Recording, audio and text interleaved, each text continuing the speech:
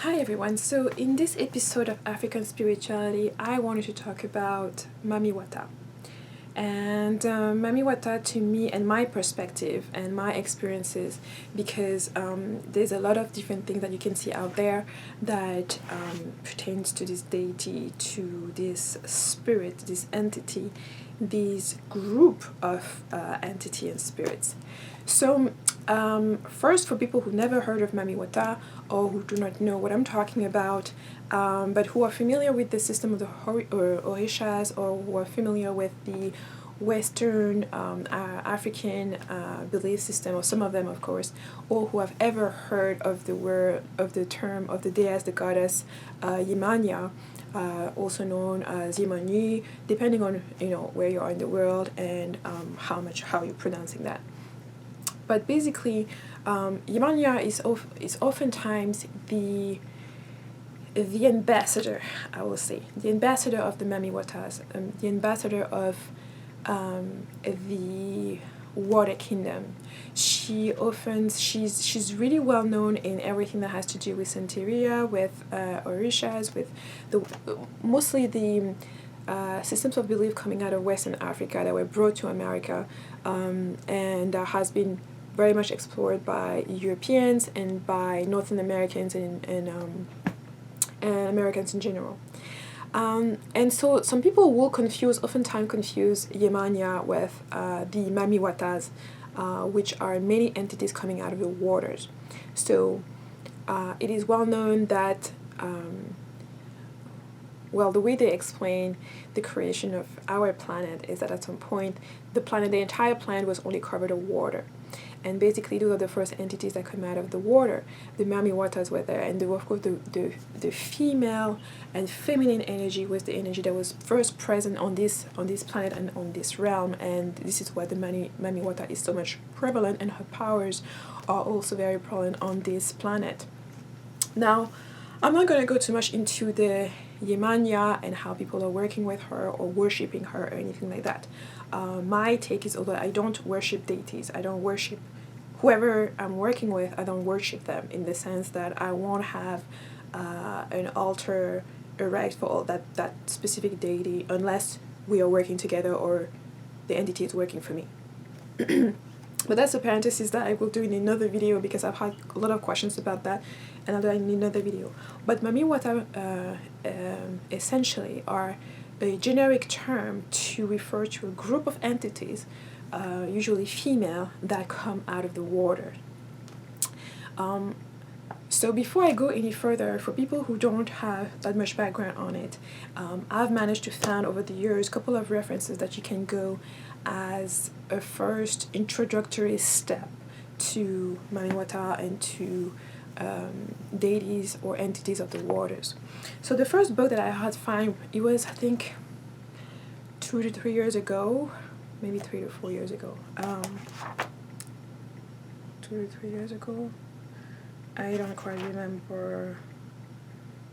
Yeah. So the first book was a short book that I just found Googling, searching over the internet to see what people are written about it.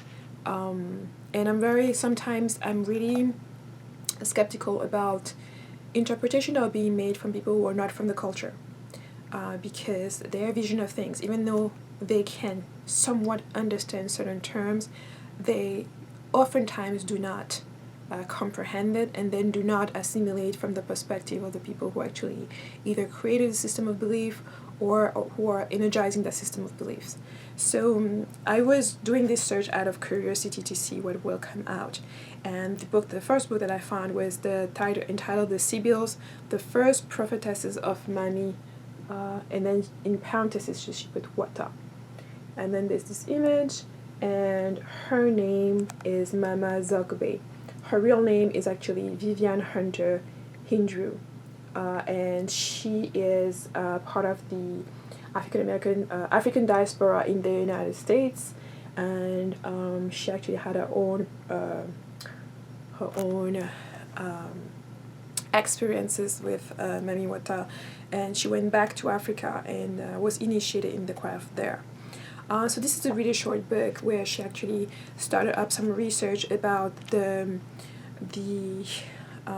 what you call it, the presence of the worship of Mami Watas in early European civilization.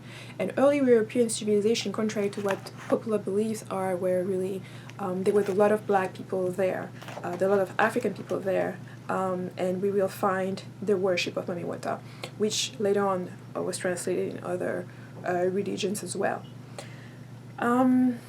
So if you want me, I will go and do a separate video on a review of this book, which is really just an introduction for you into just an introduction of her work, to get a little glimpse. And it's called also that she used the term sibyl, which is often also called used to represent women who have the ability of sight, who have certain powers, certain abilities.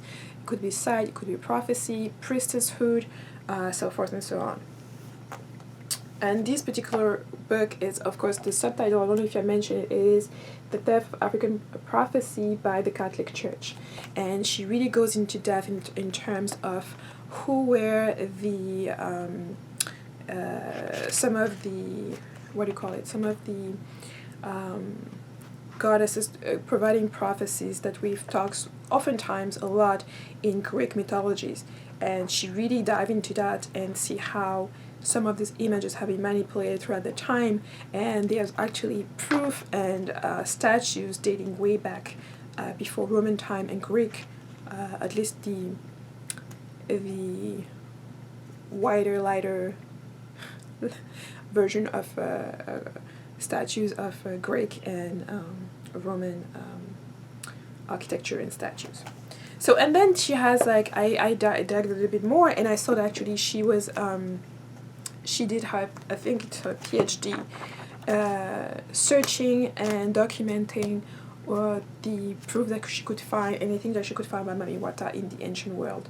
And so I found this book about 2 years ago, I think. She's selling it, she's publishing it. She publishes it, it's a self-published book, from the same year of this book. This book was published in 2007.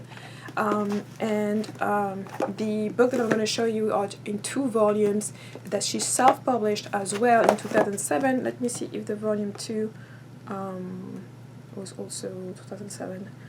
1 second. Yes, so all of these books are 2007. And yeah. Okay. So the one interesting thing before I show you the book is to tell you that she was doing a PhD on Mami Watas, and when she finished her, I'm not sure if it was a PhD or a master's of education, so it was a master's degree. So during this research, she ended up writing all the stuff, finding all this information, and she wanted to publish it. So her first goal was to ask the university to publish her manuscript. And I find it really, really interesting that when she made the request, the university was very interested in it, but they wanted her to change few things about her research.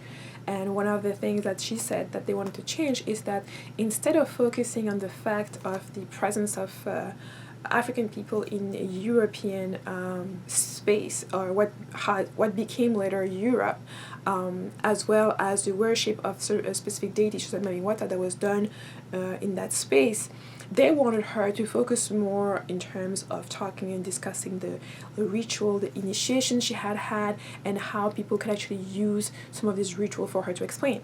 So it was a complete departure from her body of work that she wanted to publish. And she said she refused, and she went to several other university press in the United States to have this book published. And they all made the kind of similar request, which hinted her even further that this book needs to be published as she wrote it.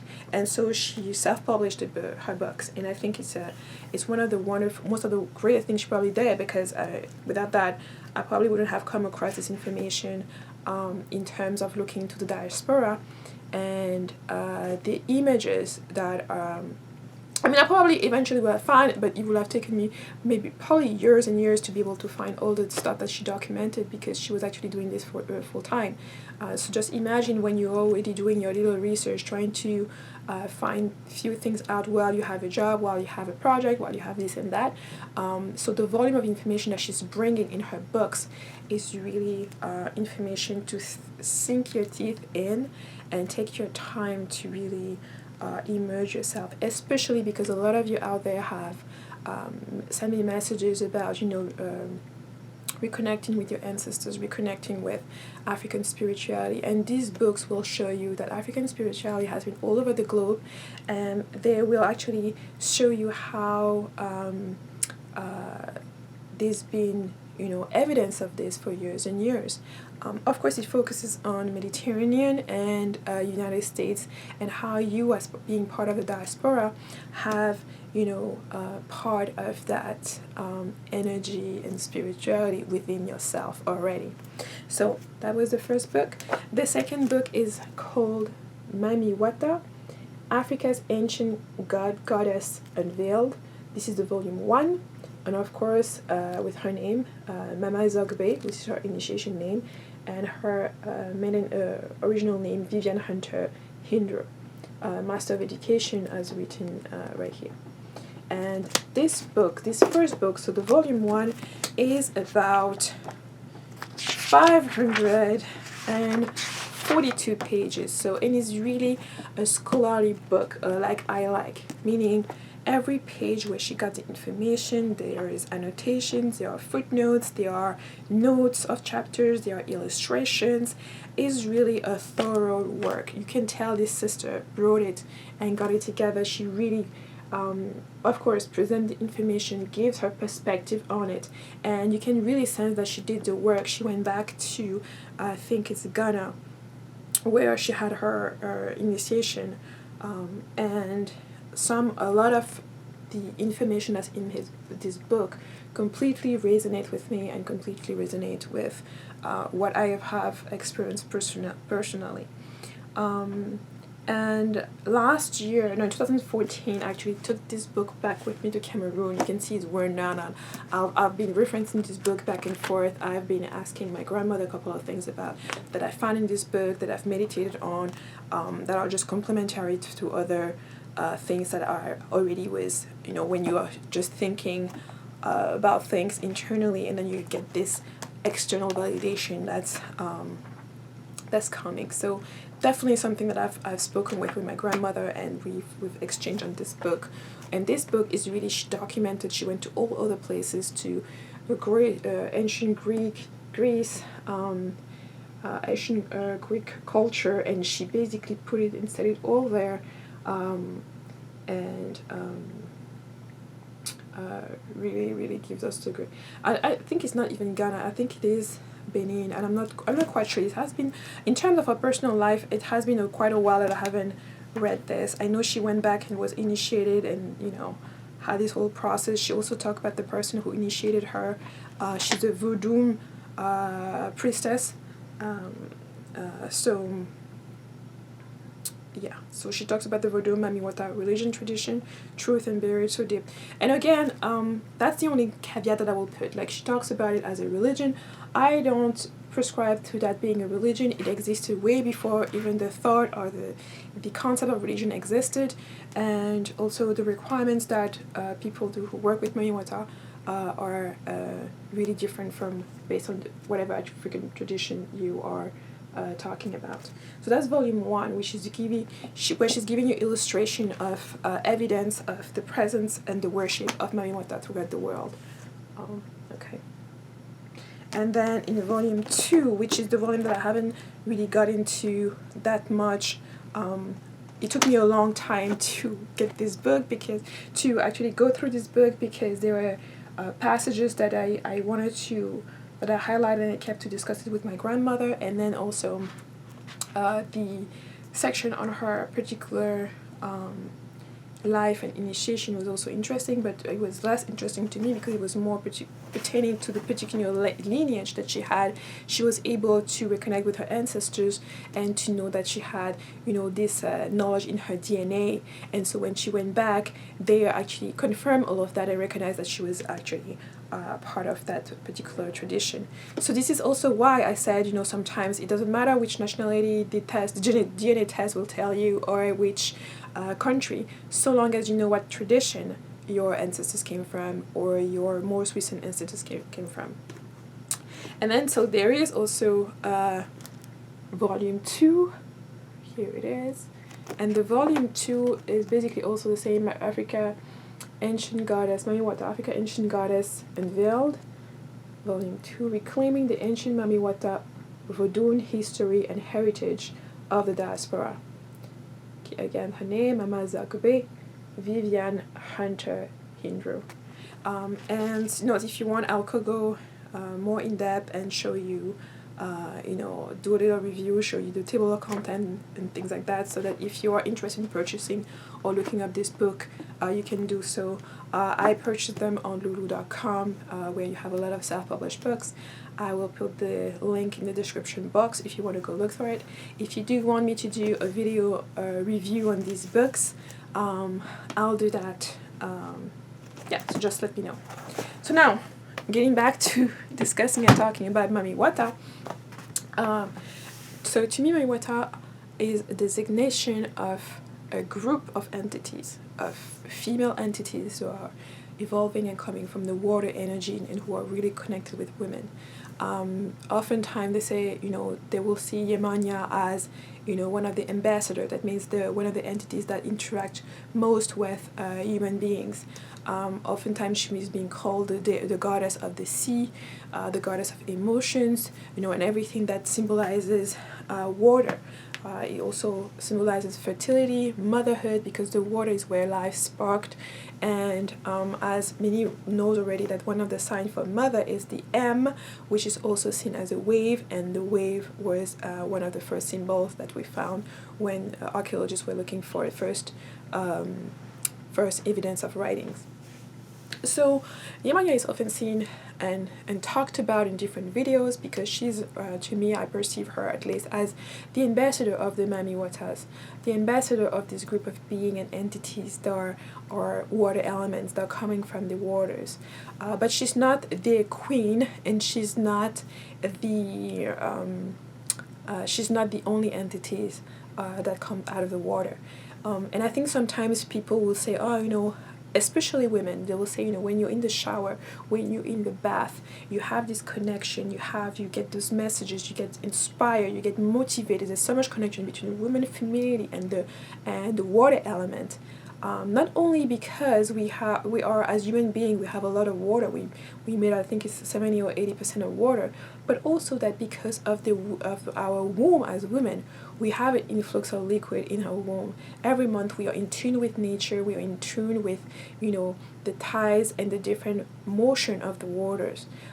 And that makes us more inclined to be open to receive these messages and this inspiration when we are in contact with water, like when we are taking showers or when we are taking bath and immersing ourselves in waters. And that's why also there's a lot of rituals that women do with the water element, to the sea or to any kind of place where you can use water to do it. I will link a documentary from, I think it's Nigeria, where they're talking about Mami Watas from a different perspective, as oftentimes people will think it's in one entity, and you know, and sometimes it is associated with something negative. And so I will link the documentary below in case you want to learn some more or complement your research and have a different perspective from mine and from other people. And so I've had many encounters with Mami Watas. As a child, my first encounter was really as a child. Maybe I should save this for a story time, but essentially, I'm not going to go into that, but essentially, she's come to me to ask me for several things. And this is also why what I'm saying, I don't worship deities. Deities come to me to ask me to work on specific things. That's how I get to work with certain deities or certain spirits or certain energies, certain vibration, because I feel called to work with them on specific different items or different things or different for specific different purpose. And so she's contacted me several ways. So I will do a separate video on how you can tell that a deity or an entity is trying to get in touch with you and is trying to work with you, and the caveat that you need to know not to get manipulated as well, because sometimes these entities want a little bit more, and this is why sometimes people end up worshipping them. Yeah, but anyways, so like I said, one of the Mami Watas came to me and was basically asking me different things to work with. She showed me different things about certain people in my family, things like that. So the entity that comes out of water, that's mostly feminine, but there are other water entities that are masculine as well, but they're less predominant. Water is essentially a feminine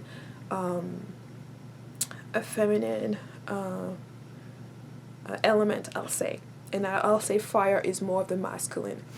And so when we talk about water and the Mami Watas, is also water is also a mutable element, and to me it really resonated with me because I am a Virgo, which is also a mutable sign, and so water transforms into ice, transform into vapor when it's too hot, when it's too cold it's ice, but it also under its liquid form, a gas, it can take pretty much any shape and form depending on the recipient is contained within. So there is this kind of flexibility, adaptability of water, which is also characteristics of these entities. They are able to adapt, modify themselves, improve themselves, change their appearance, shapeshift, and so forth and so on. And for me, this is one of the most pleasurable entities to work with because of the energy that they bring into the table when you're working with them.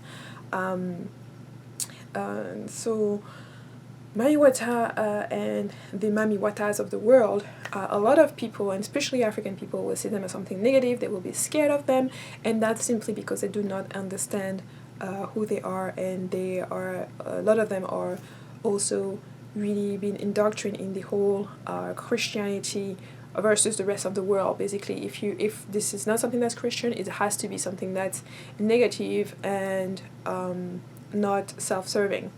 But for those who pass and move beyond that superficial fear, they discover that Mami Watas and the whole arrays of Mami Watas are entities that are not necessarily negatives. Of course, there are entities that are going to do things that are negative, and it all depends because they can be called upon to assert revenge, they can be called upon to assert justice and all kinds of different things, and sometimes even do harm. But again, that's how people are using them. It doesn't mean that they are of that energy. And energy actually is just energy, that's it. So the entity can work with you, depending on what she wants from you. You may ask her what you want in return, and that may include for her to do something negative to somebody. So it will depend on the person and how that person is actually, on the mindset of the person. That person is going to make the work of these entities tend towards being negative or positive, while the entity itself is being neutral. And so in modern life, a lot of people are talking about the use of Mami Wata in the in the Starbucks logo. I will put down below a video of a Shira star goddess that does a great job of talking about the symbols on the cup and the little incident that happened back in December about Starbucks not being a Christian company. But it just shows you, as some of the books I've showed you, that the design of Mami Wata, the siren as we call her sometimes, is really from the African perspective. It was there thousands and thousands of years before it even got to Europe or got to America to end up being on the Starbucks logo. And now that I'm speaking about this, I kind of reminiscent the image of the Starbucks siren really looks like some of this ancient drawing made by Africans in, I think, ancient Greece, in the ancient Greece area of her. So that was my video about Mami Watas. It was a very general video. I will do other videos to go into more depth in terms of what I'm able to share now with you, so that you get a better ideas of who they are and where to place them, or if you are interested in working with them, or maybe you had sign of working with them. So that was my video, and if you have questions, as usual, don't hesitate to send them to me. And if you enjoyed the content, please give it a thumbs up and subscribe if you haven't done so yet. See you in my next video.